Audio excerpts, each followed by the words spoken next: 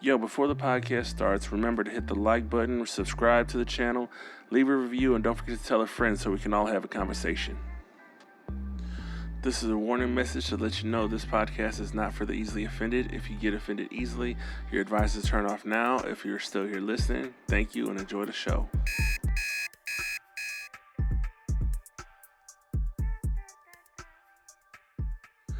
What's up with the world? It's your boy Sleepy J. You tuned into the Sleep Talking Podcast. I am trying something new, something different. If you are watching this on YouTube, I don't typically do the video visuals, but I'm still trying to figure everything out. With that being said, guys, let's just get into it. This week, I'm still freestyling it, still trying to figure everything out. So bear with me as I do that. First things first, what have I been up to? Still settling in from the move that I told y'all about last week.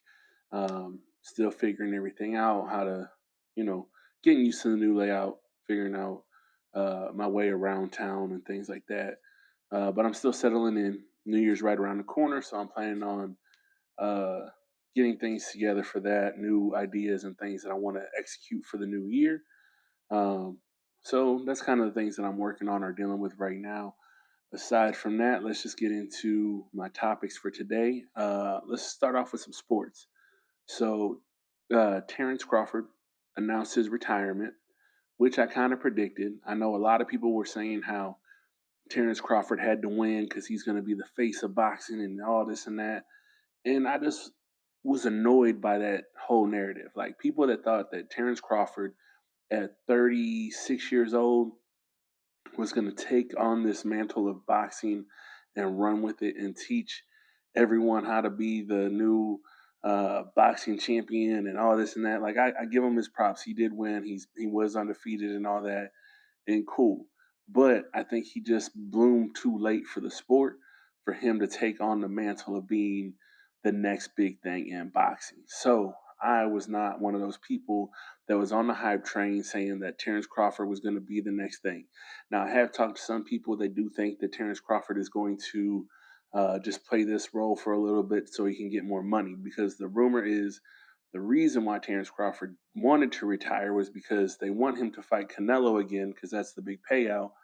But Canelo already has his money locked in. He already has two more fights with Turkey, and for him to get the money he's supposed to get. Terence Crawford, he won, so he thinks that he should be getting the lion's share. For those of you that don't know, the lion's share means the bulk of the money for being the defending champion. Now, in most cases, that is what happens when you become the champion. You were the draw. The thing is, Canelo's been running boxing for like the last 10 years. So nobody is trying to give Terence Crawford that kind of money right now because he just got championship this last fight. And I just think that no one is really checking for him yet. He just made it to the championship circle as far as for like the bigs, like people paying attention to him. Like he's been champion, he's won titles and things like that before, but he beat Earl Spence, which was a thing, and that was a big deal for him. But then he went on to fight Canelo, and he moved up in weight classes, and now he's starting to really make waves in the industry for people to pay attention to him. And he went ahead and moved up and did that. And again, he is rightfully the champion, and he would get the lion's share if he fought somebody else. But Canelo is still the face of boxing until he either retires or someone like fully like knocks him out.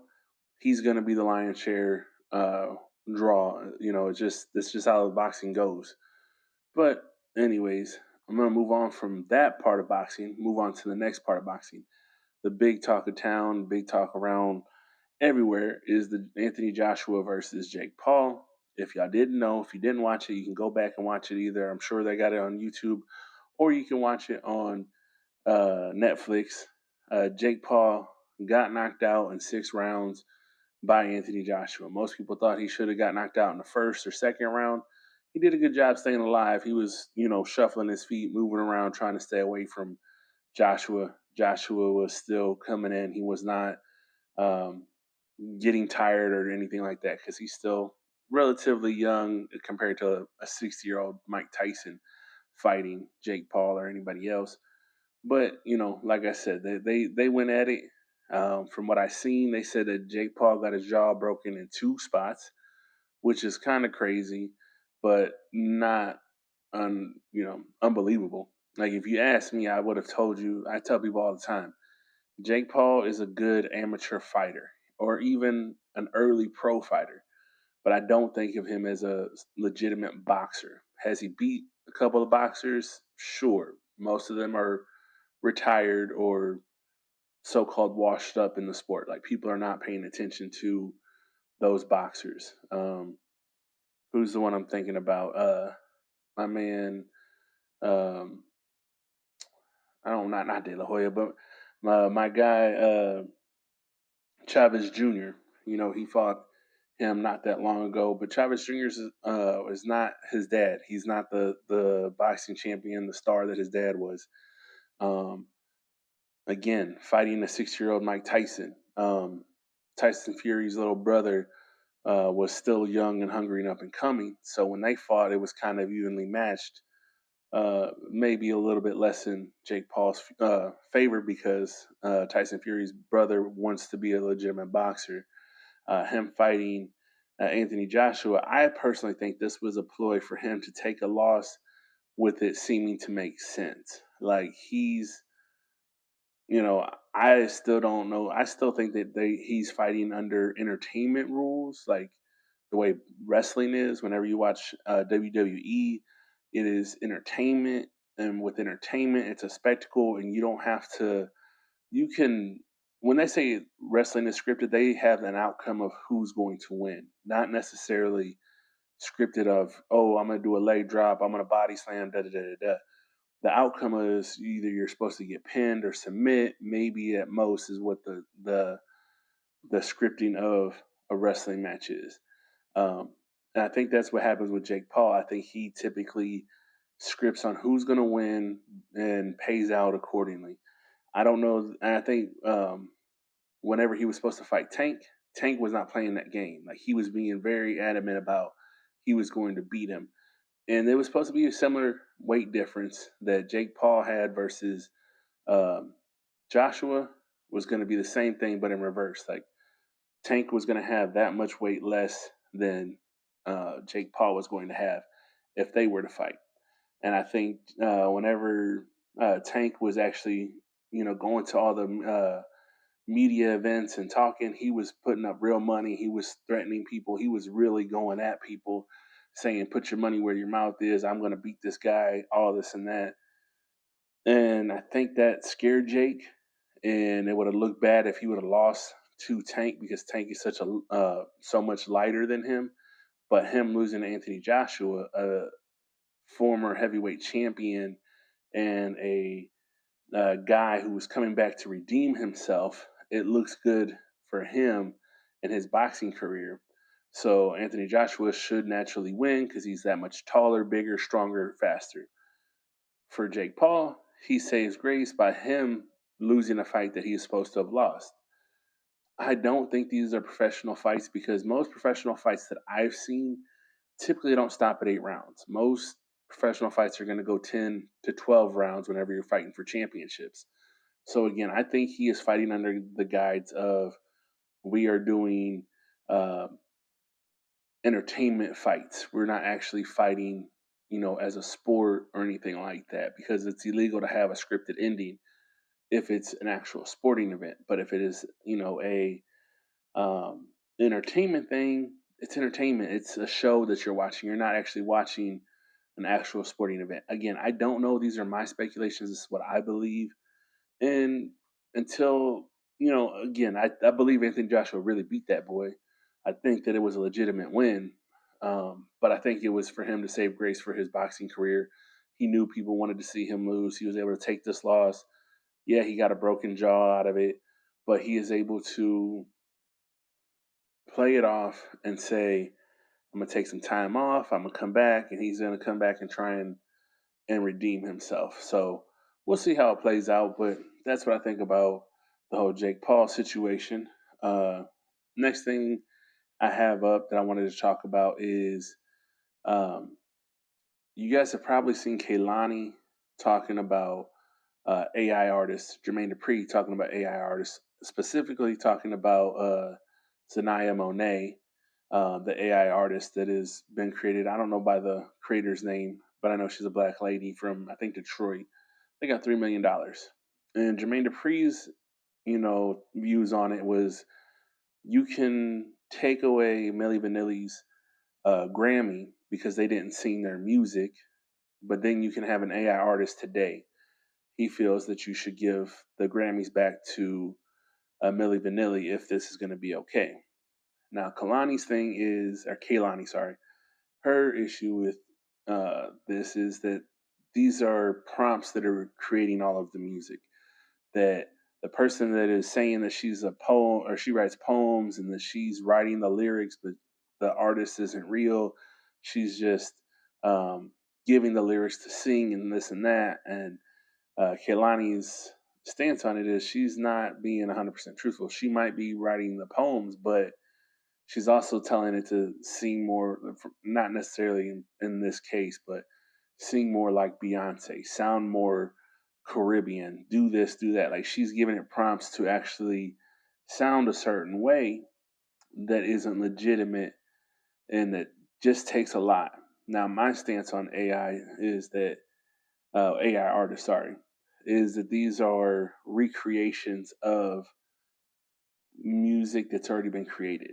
So it's either interpolations or they are repurposing music that's already out there, which is stealing from musicians. And that's what I have a problem with. Like, I don't think, like, the problem with AI in general, and I'm not even saying just music wise, but when you use AI to write a essay, or if you use AI to create pictures or anything, it's scouring the internet, finding artifacts and articles of whatever it's trying to create, and it jumbles it all up and creates it. Now, there's a argument to be made that that's what we do whenever we write our own things, but we were taught it was plagiarism if you're not giving credit to where you're getting your sources from, right? So I feel like it's in muddy waters, and that's how I feel about that.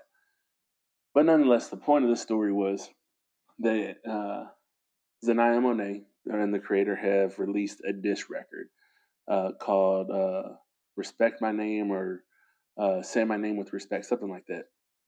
And I've heard it, and it's a solid little song or whatever. But the thing that I find funny or kind of interesting is the fact that now we have diss records coming from AI artists. Like, typically when you have diss records coming out, you're battling or you're dissing back and forth with another musician. And I guess in a way, because the AI artist is being controlled by somebody and she's the one that's telling it what to say and whatever. I just find it funny that it is a computer releasing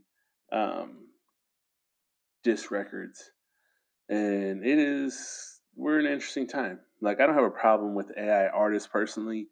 Um, it's a gray area because I know of all the legal things that are going on in the music industry, and I have a friend that actually released a whole album of different AI artists that he created, and it's cool. And I liked a little bit of it. I listened to it, but again, since it's so still up in the air, I know some of these businesses have gone out of business because they got sued by so many different people, and I know even the one that everyone's using is being sued, and they're in the middle of a big lawsuit that uh, the copyright and just a lot of people are just behind suing these AI artist companies, and we don't know what's going to happen. So anyone that does it, I say do it, make your money while you can, but be wary because it could stop tomorrow. So um, I don't. My stance on it is, if we're going to have AI artists, we should have an AI genre, like AI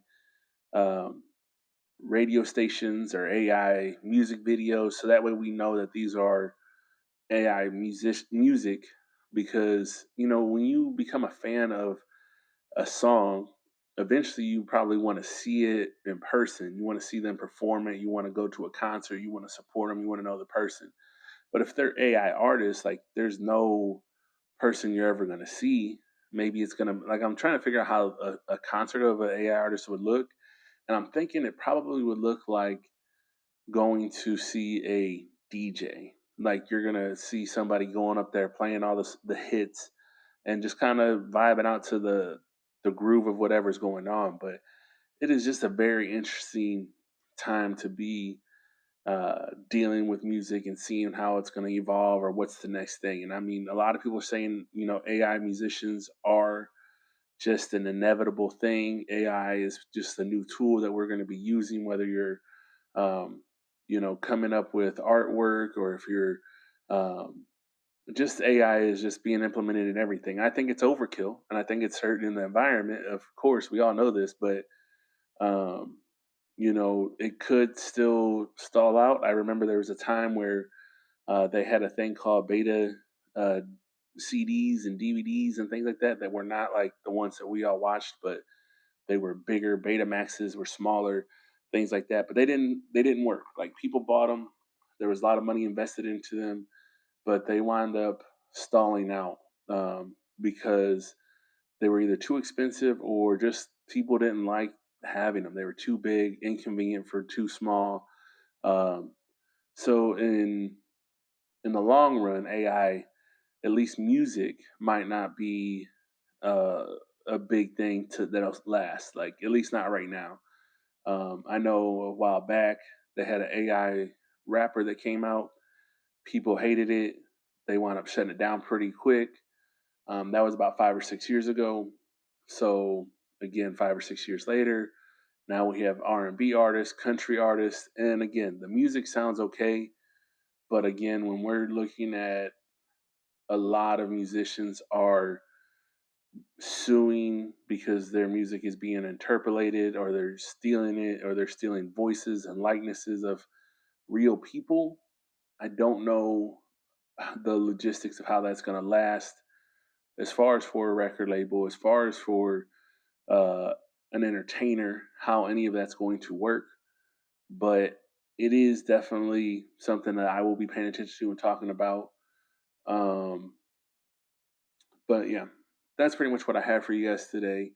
I do want to say that I do plan on releasing something next week, even though we are going to be at Christmas and things like that, and then the New Year. I don't know how I'm going to do it. I don't know if it's going to be strictly audio. I don't know if it's going to be visual like this one is today. Bear with me while I'm still figuring everything out because, like I said, I want to bring you guys visuals for those that want to see it on YouTube, but I also like kind of just doing the audio thing because it's just easier and convenient for me. But I'm still, again, timing is everything, planning everything. It all takes time, it all takes a lot of effort. So while I'm figuring this out, I'm just asking that you guys bear with me. Um, but I got a lot of exciting things coming up for the next year. Uh, but until next time, guys, I'm sending y'all peace, love, positive light thoughts, and prayers. I'll catch y'all later.